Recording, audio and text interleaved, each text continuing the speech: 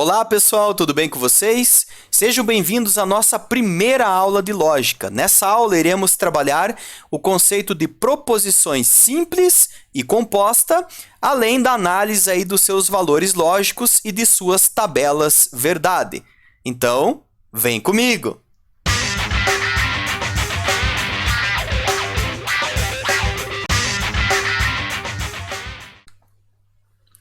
Bem, pessoal, então comecemos pela definição de proposição. Me acompanhe. Uma proposição é uma sentença declarativa que admite um e somente um dos dois valores lógicos V ou F, ou seja, verdadeiro ou falso. E para compreender melhor essa ideia, vamos ver alguns exemplos de proposições. Então, olha só. Todos os homens são mortais. Os gatos não voam. Curitiba é capital do Paraná. Todos os animais são mamíferos. 3 mais 4 é igual a 7. E 1 é maior do que 2. Observem que todas essas afirmações podem realmente ser classificadas como verdade ou falso. Observem, todos os homens são mortais. Essa é uma declaração que é verdadeira, tá bem? Os gatos não voam. Também uma declaração verdadeira. Curitiba é capital do Paraná. Então, essa é uma sentença declarativa, também verdadeira. Todos os animais são mamíferos. Observem que essa é uma sentença declarativa falsa, pessoal, né? 3 mais 4 é igual a 7. Verdade também. E 1 é maior do que 2. Ou seja, uma sentença falsa. Mas, independente de serem falsas ou verdadeiras, todas essas sentenças são sentenças declarativas e podem, ser classificadas como proposições. Tá bem? Bom, e o que não são proposições? Então, eu trouxe aqui também para vocês sentenças que não são proposições, ou seja, sentenças, por exemplo, exclamativas. Que dia lindo! Observem que essa sentença não pode ser classificada como verdadeira ou falsa, porque o que é lindo para um pode não ser lindo para o outro, certo? Sentenças interrogativas. Como é o seu nome? Também concordam que não dá para classificar como verdadeiro ou falso? Sentenças imperativas. Estude mais. Também não é possível classificar como verdadeiro ou falso. Então, essas sentenças, que não são sentenças declarativas, que não admitem classificação de verdadeiro ou falso, não são proposições. Toda lógica matemática é trabalhada em cima da análise de proposições, principalmente no que diz respeito à análise de suas ou de seus valores lógicos. Tá bem? Verdadeiro ou falso. Bom, pessoal, mas quando se trabalha com proposições, para facilitar esse trabalho, muitas vezes nomeia-se essas proposições, utilizando para isso letras minúsculas do nosso alfabeto, para que você não tenha, então, que ficar escrevendo por extenso o tempo todo essas proposições na hora de operar com elas, tá? Então, por exemplo, aqui, ó, todos os homens são mortais. Eu posso dizer que essa é a minha proposição P. Os gatos não voam. Pode ser a minha proposição Q. Curitiba é capital do Paraná. Eu posso chamar de R. Posso chamar de S. Todos os animais são mamíferos. 3 mais 4 é igual a 7. Pode ser nomeada de proposição T. E 1 maior do que 2 pode ser chamada, por exemplo, de proposição U. Tá? Tudo isso para facilitar a manipulação dessas proposições na hora de operar com elas. Tá bem, pessoal? Muito bem, então.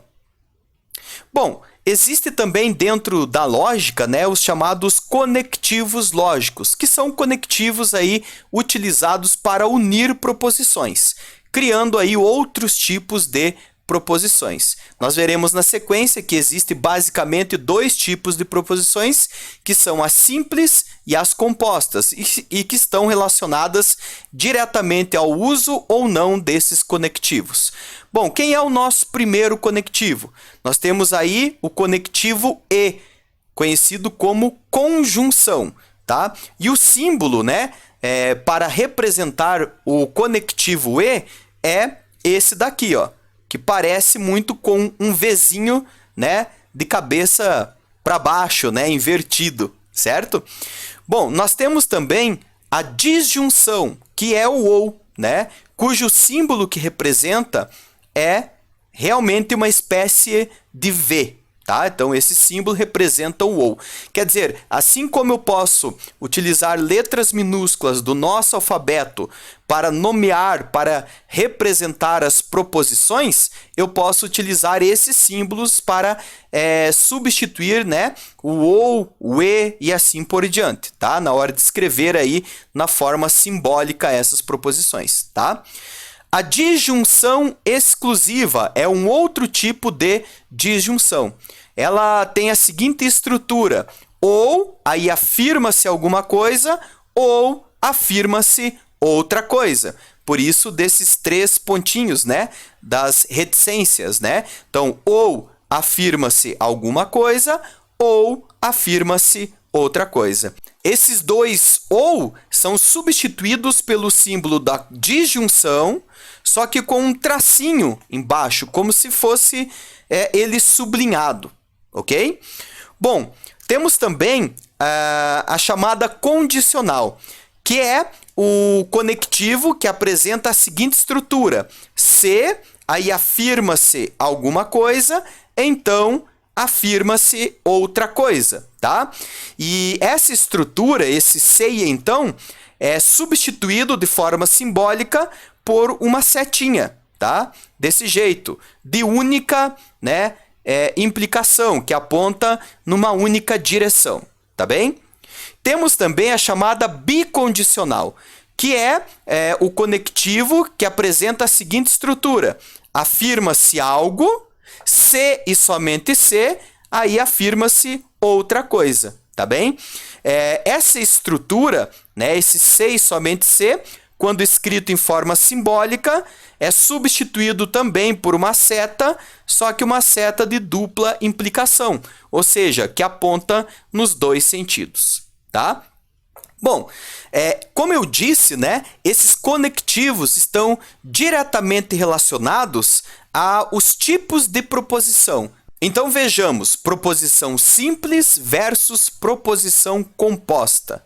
Bem, dizemos que uma proposição é simples quando declara algo sem o uso de nenhum dos conectivos lógicos que acabamos de ver, tá certo?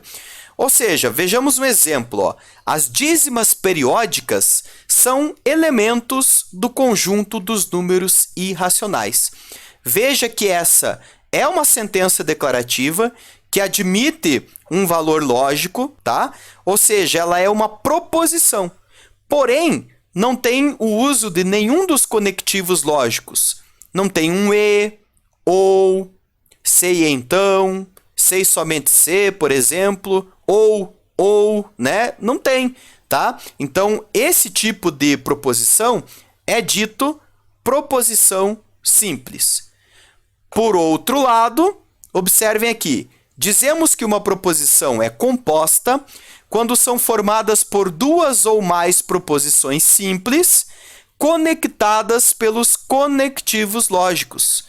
Por exemplo, amanhã é sábado e Anselmo é professor, tá certo? Então, repare que você tem aqui 2 proposições simples, amanhã é sábado, é uma delas, Anselmo é professor, é outra proposição simples. E elas estão conectadas por meio de uma conjunção, que é o nosso e, gerando aí para nós o que nós conhecemos ou definimos como proposição composta, tá bem? Observem, pessoal, que quando se tem aí proposições, principalmente compostas, né? Geralmente o que se está sendo afirmado não é algo muito lógico, né? Por exemplo, amanhã é sábado e Anselmo é professor. Parece que não tem nada a ver uma coisa com a outra, tá? Mas o que importa mesmo aqui é a estrutura lógica. Quando trabalhamos, por exemplo, com a análise, né, dos valores lógicos de uma proposição composta, o que importa para nós é a estrutura lógica e nem sempre somente aquilo que está sendo dito, tá bem? Muito bem, então. Na sequência, galera, nós vamos agora analisar cada uma dessas possíveis proposições compostas, tá bem? Por exemplo, começando aqui pela conjunção, né? Proposições compostas que apresentam o conectivo e, como a gente viu ali no exemplo anterior, tá? Um outro exemplo aqui, João é médico e Maria é estudante. É um exemplo aí de uma proposição composta do tipo conjunção, tá? Uma coisa muito importante é justamente trabalharmos aí com a representação ou a escrita desse tipo de proposição de forma simbólica, como eu já comentei anteriormente. Por exemplo, João é médico e Maria é estudante pode ser escrito de forma, né, simbólica como P. Então eu chamo de P uma dessas proposições. João é médico, eu posso chamar aí de P, tá? E Maria é estudante, eu chamo de Q. E o E eu posso trocar pelo símbolo, né, que representa esse tipo de conectivo, tá? Então nós temos aqui de forma simbólica P e Q. E aí fica mais fácil de manipular, né, essas proposições na hora de trabalhar com um determinado exercício, tá bem? Bom, e o valor lógico, como eu comentei com vocês antes, uma das coisas mais importantes que tem é justamente o trabalho com os valores lógicos das proposições, principalmente, né, das proposições compostas, tá? Bom, então, uma conjunção, pessoal, no todo, né, só será verdadeira se ambas as proposições simples que compõem ela forem também verdadeiras.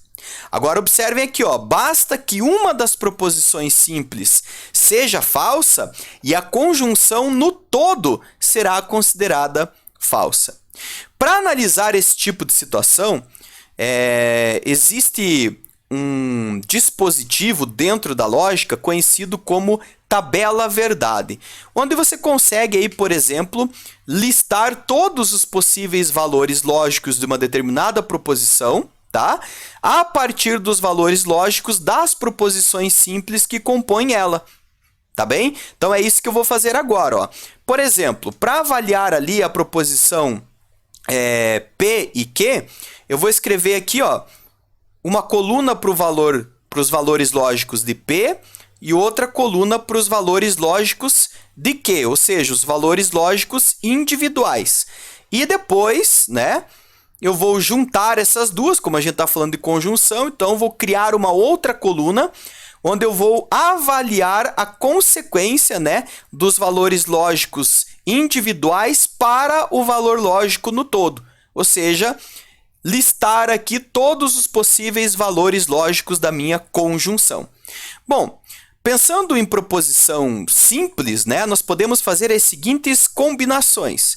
Pode ser que ambas as proposições simples que compõem a nossa conjunção sejam verdadeiras, ou seja, V e V.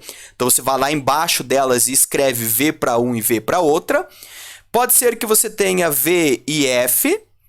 Pode ser que você tenha F e V. E ainda pode ser que ambas sejam falsas, tá bem? Quando se trabalha com dois tipos de proposição, por exemplo, P e Q, sempre a nossa tabela verdade vai ter aí 4 linhas, tá?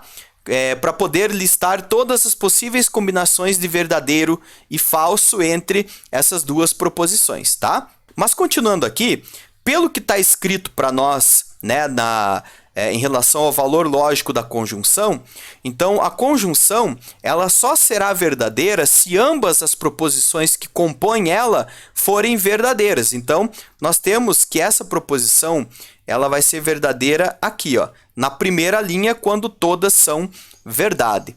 Já basta que uma das proposições simples seja falsa para que a conjunção no todo seja considerada falsa. Então, aqui ela é falsa, aqui ela também é falsa e aqui ela também é falsa, tá bem? E esse resumo de resultados, né, representa aí a tabela verdade da conjunção, tá bem? Muito bem, então. Vamos agora falar da disjunção. Então, observem, ó.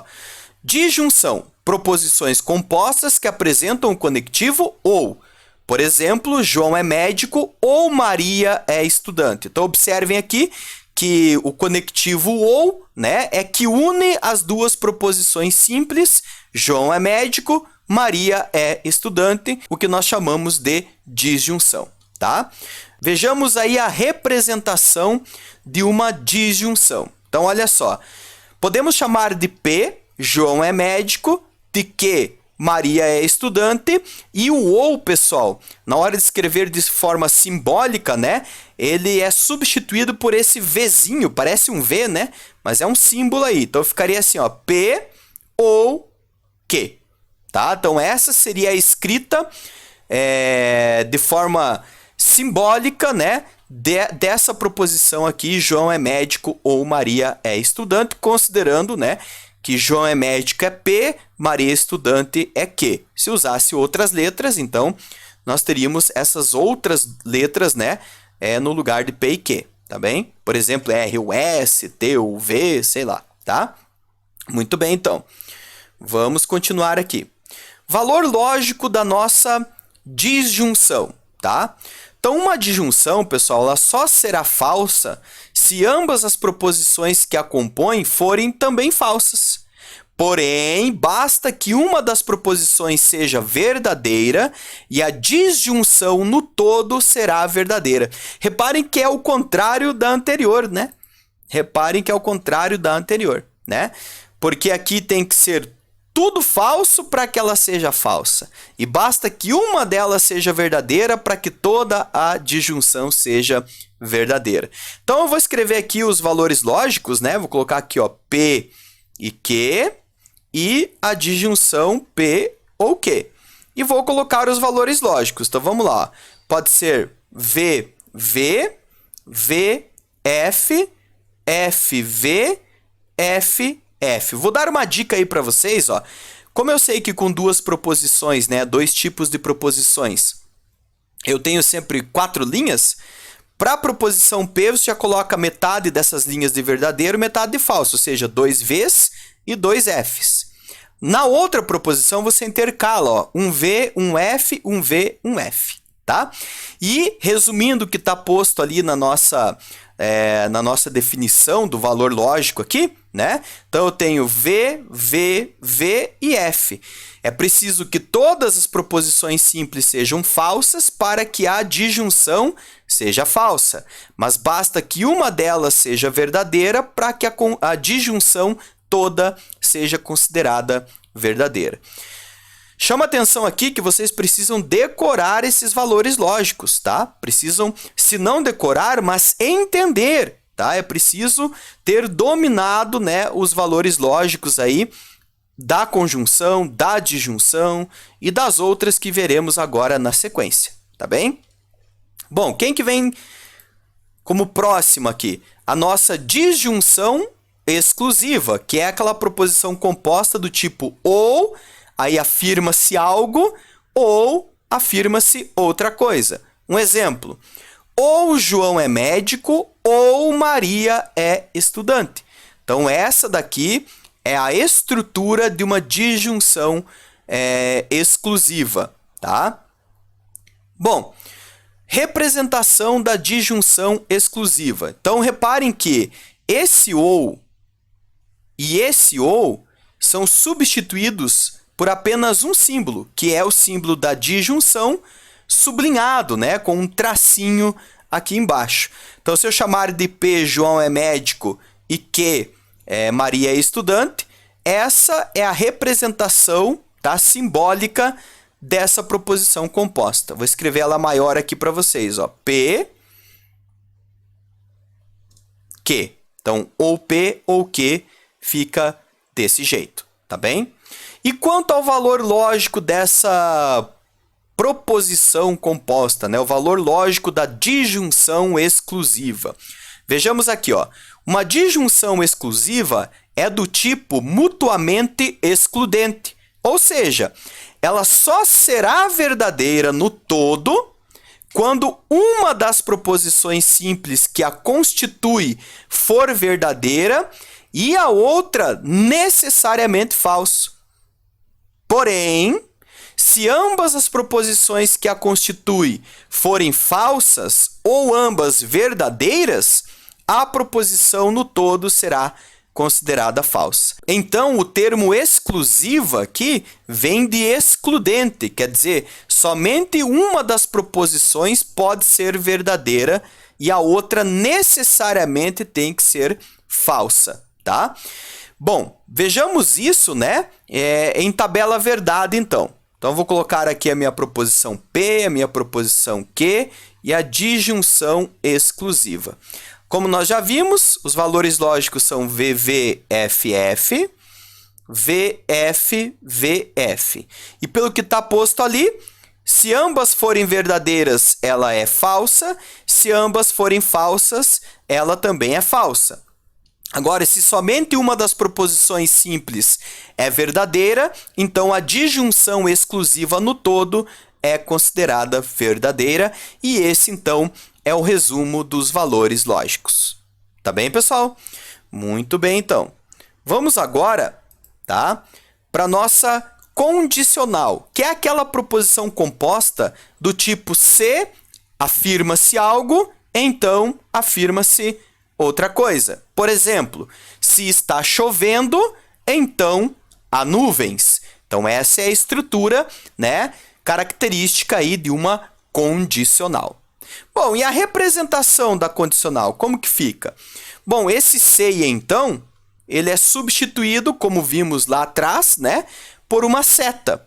Então, se eu chamar está chovendo de P e há nuvens de Q, P, então, Q, se P, então, Q, é representada por essa notação aqui. Eu vou escrever maior para vocês, ó. Coloco P, aquela setinha apontando numa única direção, Q. Se P, então Q. Tá? É assim que representa. Bom, e o valor lógico, né?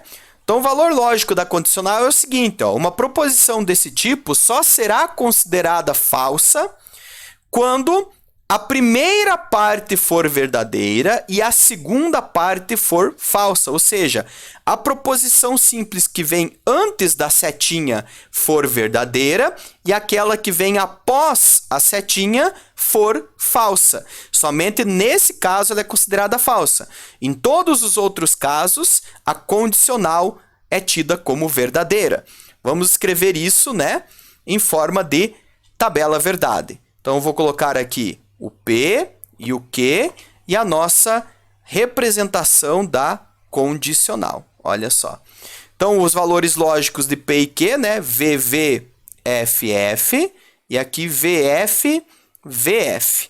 E pelo que está posto ali, ela só vai ser falsa na segunda linha, né? Então, vou pôr aqui falso, verdadeiro, verdadeiro e verdadeiro. Tá bem, pessoal? Tranquilo? Bom, quando se fala de condicional, temos aí algumas observações, tá? Na condicional, vou escrever ela aqui para a gente lembrar, P, então, Q, as proposições simples recebem alguns nomes particulares, né? Por exemplo, a proposição P, que é sempre aquela que vem antes da setinha, se você estiver utilizando outras letras, é sempre aquela que vem antes, né? Antes da flechinha. Então, nesse caso aqui, o P. Ela é dita condição suficiente para que a outra, que aqui é a nossa proposição Q, ocorra, tá? Então, P é dita condição suficiente. Já a outra proposição, aquela que vem depois da setinha, é dita condição necessária. Por exemplo, nesse exemplo que nós vimos ali, né, se está chovendo, então há nuvens, está chovendo é uma condição suficiente para que haja nuvens. Agora, ter nuvens é uma condição necessária para que esteja chovendo, beleza? Muito bem. Falta só mais uma, né? A nossa bicondicional, que é aquela que apresenta a estrutura de afirmar algo, se e somente se, afirmar outra coisa. Por exemplo, ó, Carla é curitibana, se e somente se Carla nasceu em Curitiba, tá? Bom, como que fica a estrutura, né, da representação por símbolos, né? Então, se eu chamar aqui Carla é curitibana de P, Carla nasceu em Curitiba de Q, então P, se e somente se, Q. Tranquilo? Bom, e o valor lógico, né? O valor lógico. Bom, uma proposição desse tipo é verdadeira quando ambas as proposições são verdadeiras ou ambas são falsas, tá? Nas outras situações, ela é considerada falsa, tá? Então, vamos ver aqui como que isso funciona na tabela verdade. Eu vou pôr o P, o Q e a nossa bicondicional aqui. Nosso se e somente se. Valores lógicos, nós vamos ter V, V, F, F. E aqui VF, VF. E pelo que está posto ali, ela é verdadeira aqui e na última linha e falsa nas outras, tá bem? Então, esses são os valores, né, lógicos linha a linha da bicondicional. Uma coisa interessante aqui na bicondicional é que ela pode ser entendida como uma junção de duas condicionais. Por exemplo, quando eu tenho P, se e somente se, Q, né? Desse jeito aqui, eu tenho o P apontando para o Q, ou seja, a flechinha, né, saindo do P e chegando no Q. E quando eu tenho a volta aqui, ó, tem uma setinha apontando do Q para o P. Então, é equivalente a dizer que a setinha está saindo do Q e chegando no P. Então, eu tenho as duas coisas, ó, elas são equivalentes aqui, são coisas iguais, tá? Então, nesse caso aqui, ó, quem que vem antes, né? O P. Então, ele é dito condição suficiente, tá? Mas na outra aqui, ele vem depois. Então, ele é dito condição necessária. Depois a flechinha, né? Condição necessária. Então, o P, ele acaba sendo as duas coisas aqui na bicondicional. Condição necessária e também suficiente. E a mesma coisa para a proposição que, tá? Então, na bicondicional, nós temos essa lógica, né? De que é como se fosse, né, a junção de duas condicionais. Tá bem? Muito bem, então, pessoal. Para essa nossa primeira aula é isso. Espero que tenham gostado. Um grande abraço e até a próxima. Valeu! Fui!